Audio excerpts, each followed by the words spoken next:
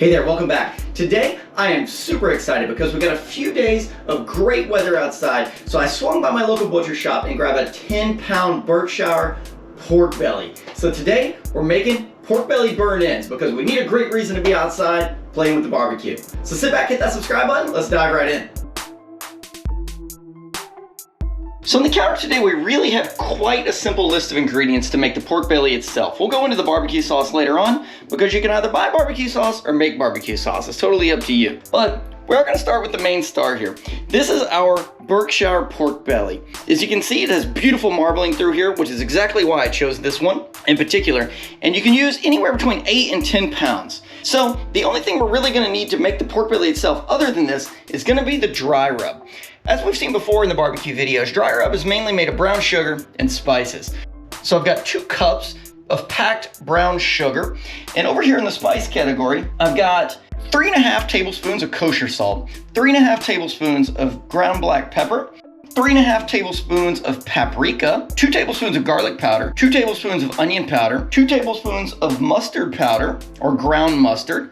I've got 1 tablespoon of cinnamon, 1 tablespoon of celery salt, 2 tablespoons of fine ground cumin, and 2 tablespoons of chili powder. So let's get started. I'm gonna mix these together to make our dry rub, and then we'll get to whittling down the pork belly.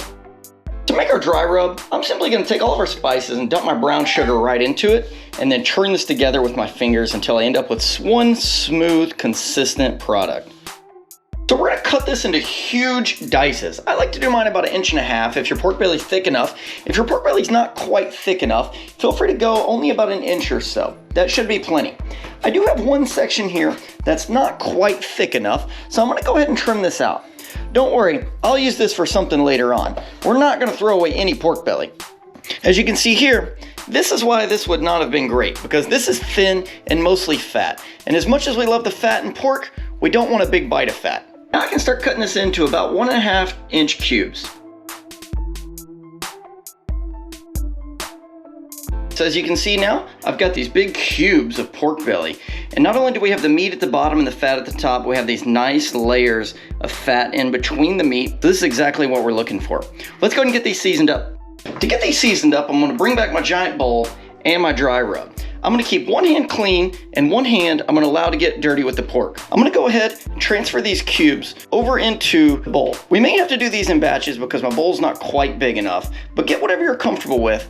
And then we're gonna slowly start seasoning. Let's make sure to not get any germs in our dry rub. Just in case we have any left over, we can save that for another project. So I'm just gonna toss these in here and get them coated really well with the spices. And as you can see here, once they've got this nice big coating on them, I'm just gonna set them aside and then repeat the process.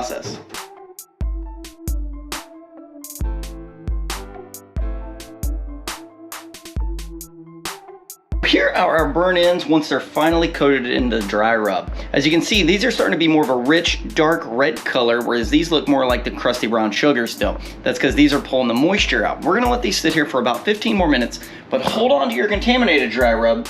We might be able to use this here in a little bit. For now, let's let these hang out for about 15 minutes while the smoker's finishing up, getting ready. We had a nice bed of coals down there, so we are ready to start smoking. So let's go ahead and get these beautiful pieces of pork belly on the grates, away from the fire, and we're gonna let these sit fat side down for about 2 hours and see how it goes. We will come back and spray them about every 30 minutes or so.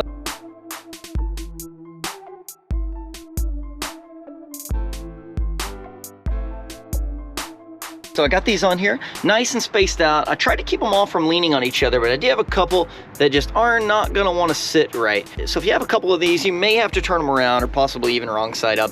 But I'm putting these fat side down so the fat will hopefully go out of them.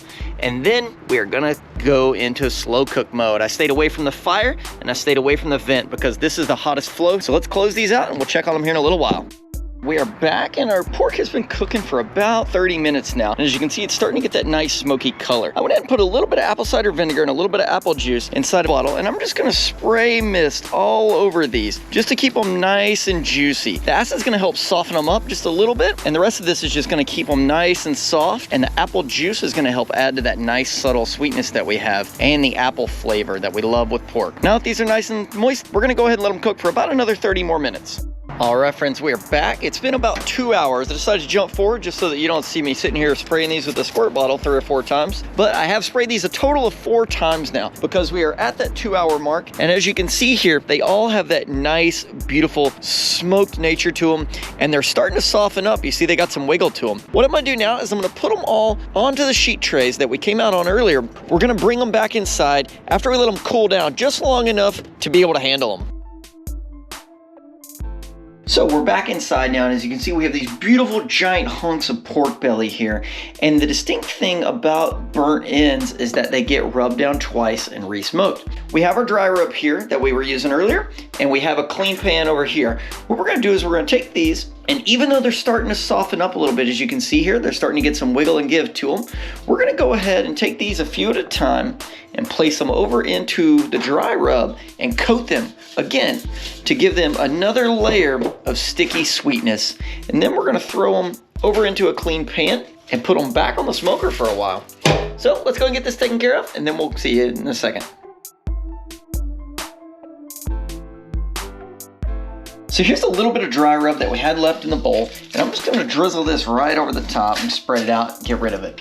Now, I'm gonna go ahead and wrap these pans with aluminum foil, and then we can go right back to the smoker. All right, back to the smoker we go. So here we are back on the smoker. We're gonna let these go for 2 hours. That way they get nice and soft and tender as they're wrapped, steaming inside these pans. We'll see you in a minute. Our pork's been cooking for about 2 more hours now on the smoker. And so I went ahead and decided to throw together our sauce. I'm gonna start with 1 cup of barbecue sauce, and I'm gonna add to that about 4 ounces or half a cup of honey. Then I'm gonna go ahead and add about 4 ounces of bourbon and a good pinch of our dry rub that we had left over from earlier.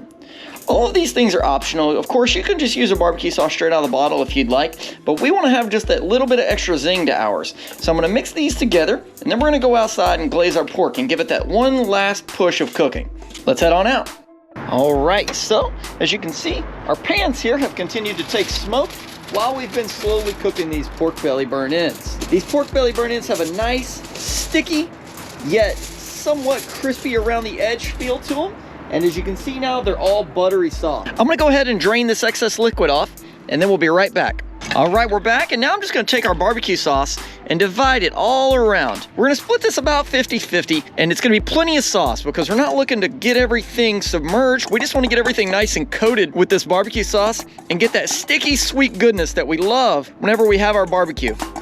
We want to churn these and get them nice and coated, but we want to be very gentle because, as we mentioned, these are very soft. So sometimes our best bet is just to take these and swish them around a little bit and get everything nice and coated that way.